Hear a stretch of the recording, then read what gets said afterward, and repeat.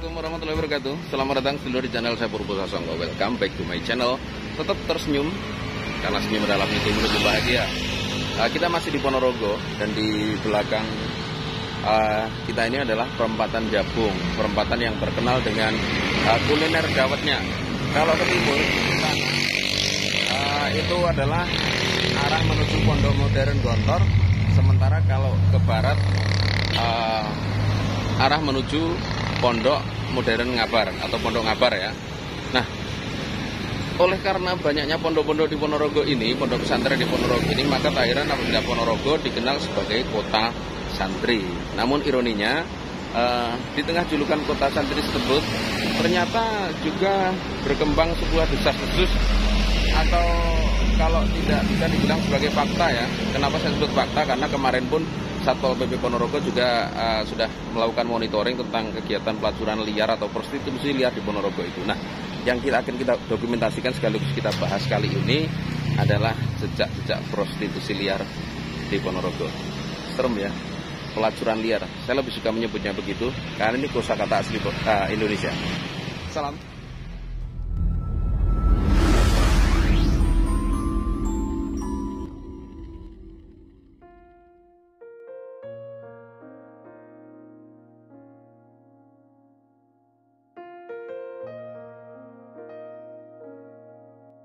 Sedulur, kita masih di Ponorogo.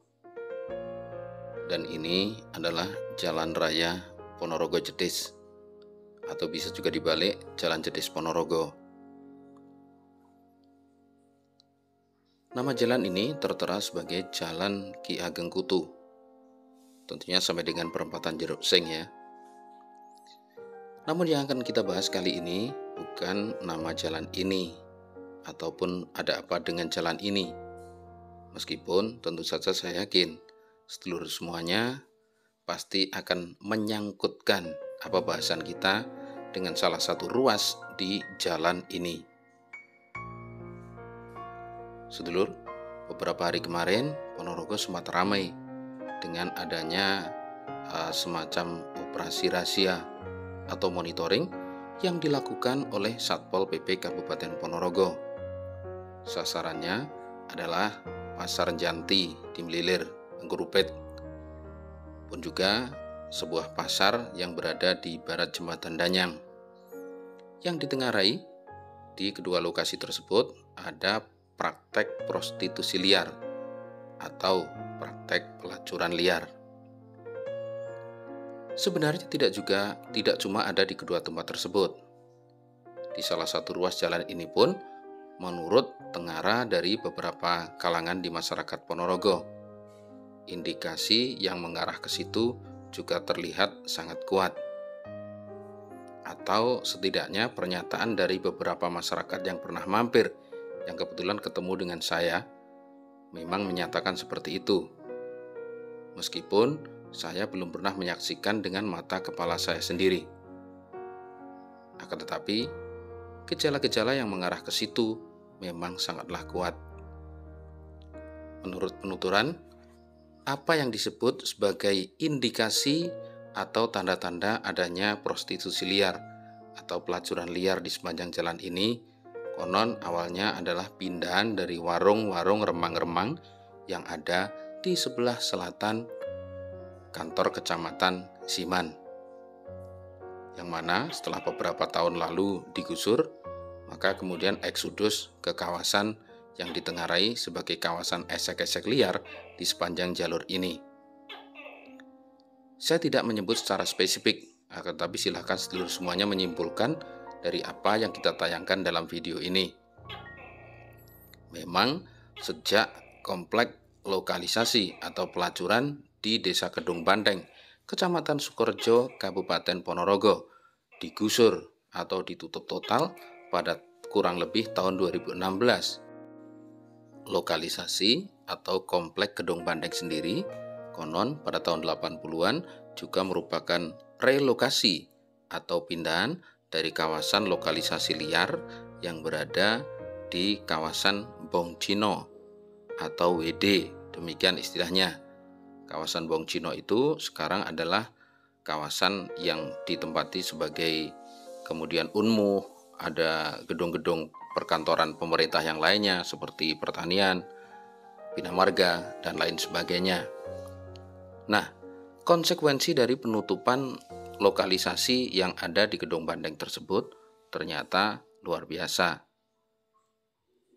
Dampaknya adalah munculnya tempat remang-remang yang hampir menjamur di sudut-sudut kota Ponorogo. Salah satunya yang tadi sudah kita sampaikan di muka, Pasar Janti yang kemarin dimonitoring. Kemudian juga sebuah lokasi di barat Jembatan Danyang, pun juga salah satu tempat di sepanjang ruas Jalan Jedes Ponorogo ini. Sekali lagi ini tentu saja sebuah ironi ya, karena Ponorogo dikenal sebagai kota santri, gudangnya pondok pesantren. Bahkan tonggak pendidikan pesantren di Indonesia ditengarai berawal dari kawasan Ponorogo, yakni Pondok Gebang Tinatar, Tegal Sari, Jedes Ponorogo.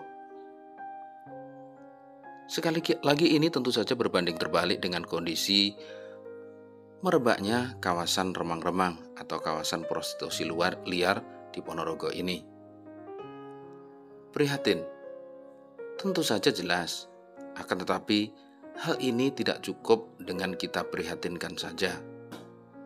Namun, pemerintah sebagai pemangku kebijakan hendaknya melakukan upaya-upaya komprehensif agar keadaan seperti ini bisa dikikis.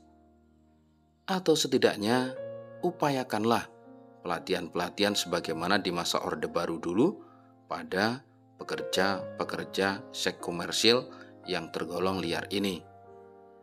Sehingga setidaknya ada hal-hal lain yang bisa dikerjakan untuk mengais duit, mengais rezeki agar tidak terlalu larut dalam kegiatan pelacuran liar ini. Karena sebagaimana diketahui oleh masyarakat umum, setiap kali ditanya apa motif dari mereka-mereka yang terjun ke dunia seperti ini, jawabannya hanya satu: mencari rezeki, mencari uang yang digunakan untuk membiayai kehidupan keluarga maupun mencukupi kebutuhan sehari-harinya.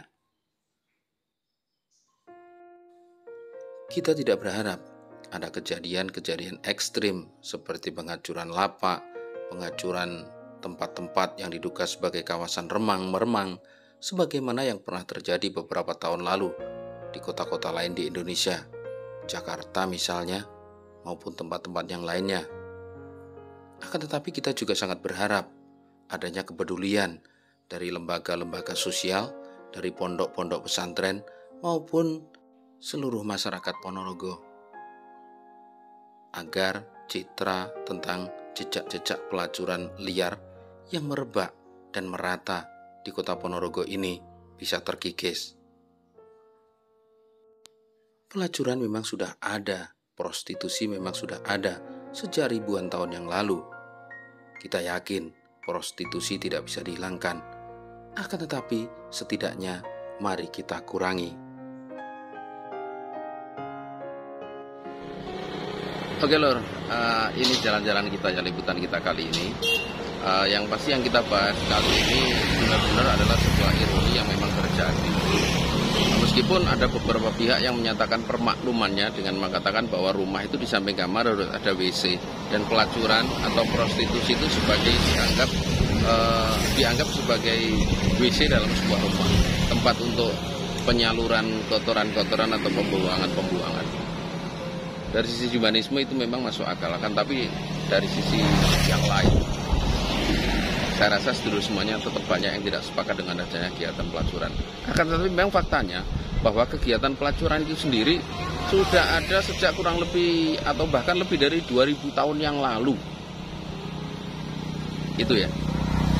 Terlepas dari semuanya, kita sama-sama sepakat bahwa kegiatan pelacuran atau prostitusi adalah sebuah hal yang negatif yang tentu saja akan sangat berdampak terhadap Ponorogo yang sekarang menuju hebat ini.